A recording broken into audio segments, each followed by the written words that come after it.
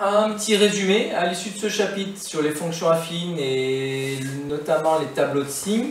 Qu'est-ce que je dois savoir faire? Savoir reconnaître une fonction affine qui est définie par l'expression f de x égale mx plus p, où m et p sont des réels fixés. Les cas particuliers, si f de x égale mx, alors c'est une fonction linéaire, hein, s'il n'y a pas de p ou si p vaut 0. Si f de x égale p, alors c'est une fonction constante. Connaître la représentation graphique qui est une droite, où P c'est l'ordonnée à l'origine, le point en lequel la droite coupe l'axe des ordonnées, où M c'est le coefficient directeur ou la pente, qui est égal à la formule YB moins YA sur XB moins XA, et qui est égal au décalage vertical divisé par le décalage horizontal. Donc concrètement, ça veut dire que quand je me décale de 1, je monte de M. Ici, dans cet exemple, le coefficient directeur il vaudrait 2. Quand je me décale de 1, je monte de 2. De façon graphique, pour obtenir le coefficient directeur, vous faites comme ça, décalage vertical au numérateur, divisé par décalage horizontal au dénominateur, l'idéal évidemment étant de faire un décalage horizontal de 1. Mais parfois, c'est mieux peut-être de faire un décalage horizontal de 2 pour avoir un nombre entier pour le décalage vertical.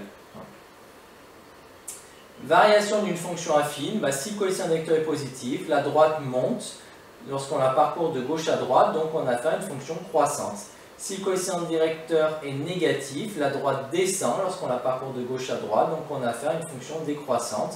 Le cas particulier où elle est nulle, c'est que j'ai une fonction constante, la droite est parallèle à l'axe des abscisses, elle vaut toujours la même valeur. Et puis on a vu, signe d'une fonction affine, comment ça marche. Je cherche quand ça fait 0, donc je résous l'équation f de x égale 0, je trouve le x0 qui correspond. Si m est positif, c'est que la droite monte, donc elle est d'abord négative, puis positive.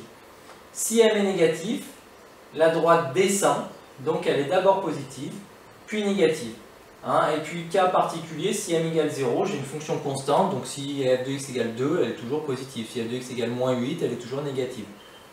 Donc ça, c'est des cas pas très intéressants, donc on va peu rencontrer. Surtout, c'est ces tableaux de signes-là qu'il faut être capable de faire.